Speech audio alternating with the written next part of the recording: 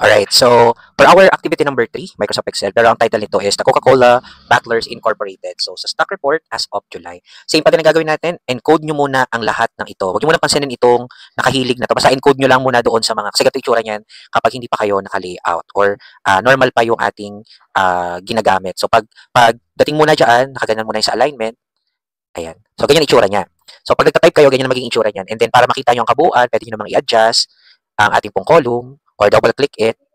Yan. Tapos, okay, kung okay na, kung na-encode nyo na lahat, sabi dito, apply text format you want. So, ang text format na sinasabi natin dito ay yung kung ano ba, gamitin na lang natin dito is Arial.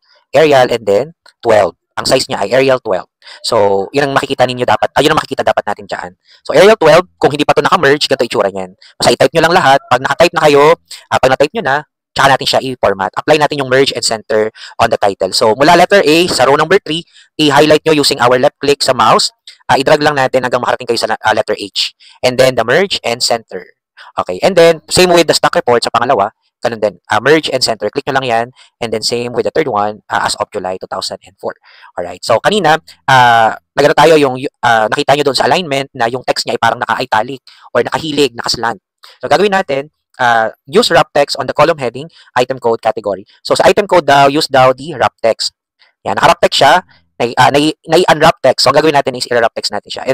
And in order to do that, click nyo lang tong alignment. Punta kayo dito sa maliit na arrow na makikita nyo dito sa dulo, sa alignment group. Pag na-click nyo na yan, lalabas itong dialog box format cell. So, ang sabi natin is i-center daw, and then vertical niya i-center din, wrap text, tapos di natin checkan yung merge cells. So, ang gagawin natin, from dun sa orientation, ihihilig natin. Yan. Gawin natin siyang nakaslant. Alright, so 44 degrees ang sabi dito. So, next is okay. So, ganyan na magiging itsura niya. Yung iba, baka makita nyo ay ganito magiging itsura niyan.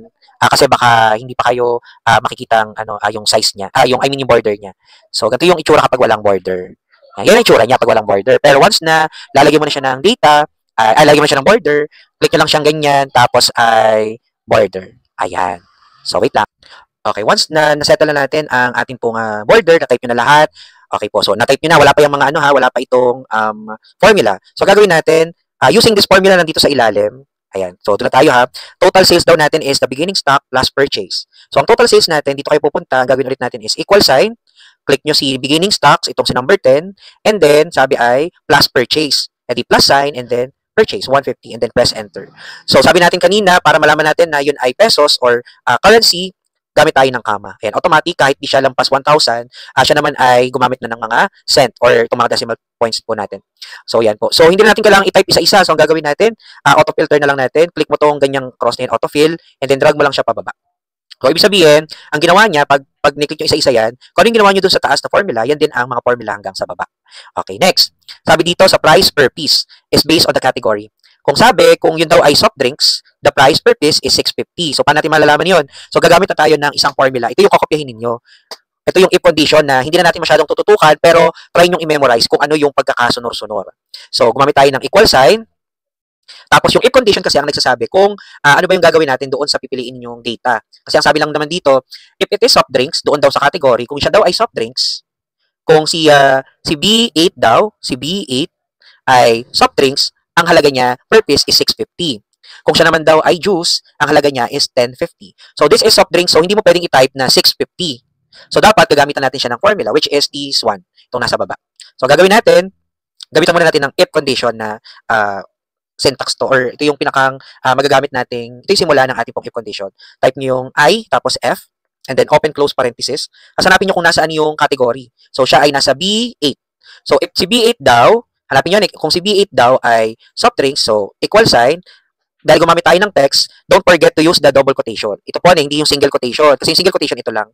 So, use the shift key plus double quotation yan. And then, type nyo ang soft drinks. Kung ano yung itsura na nandito sa category, kung maliliit lang yung letters, edi maliliit lang yung letters na dapat ninyong i-type. Ano po, kasi yun ang if condition natin eh. Kung ano yung nakikita ni computer, yun lang yung kanya babasahin sa formula. So, dapat may S, soft drinks, kasi yun ang nakalagay doon.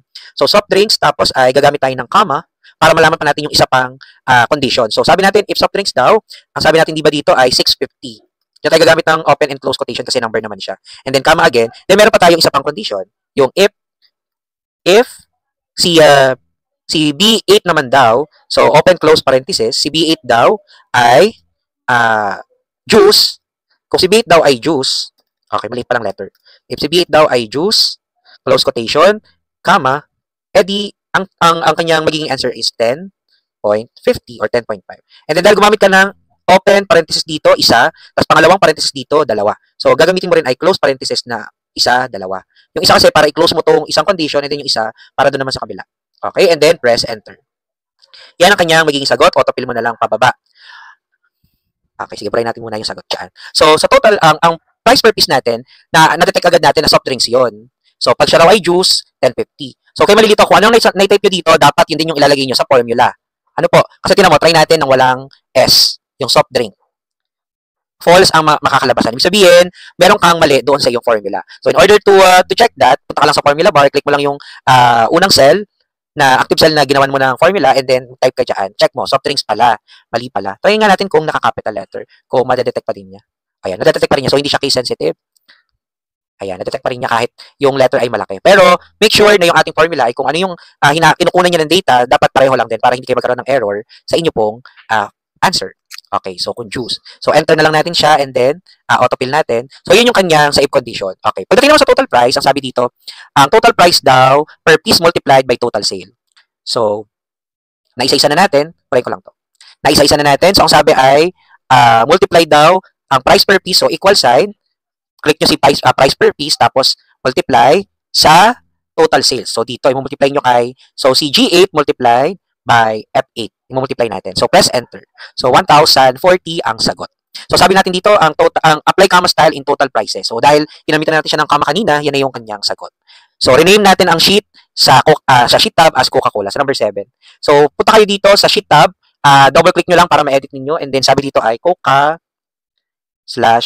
So, yun yung pangalan ng inyong sheet. Okay? Ang pangalan niya ay sheet ng Coca-Cola. Okay, save your workbook as activity 3 and then your full name. Hindi, may gumamit na kasi, so lagyan na lang natin ng 2.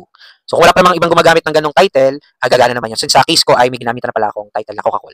Alright, so next, don't forget po to save po. So, Control S para ma-save yung documents nyo. Pero kung bago pa lang yung ginagawa, you can use the Save As button sa file, tapos ay Save As. Kung, para mas madali naman, you can simply press F12.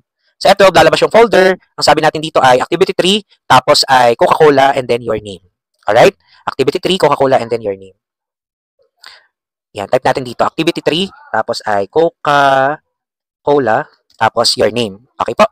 So, yan. Maraming salamat. So, review na lang ninyo itong ating pong video para kayo makatapos sa ating activity. Thank you.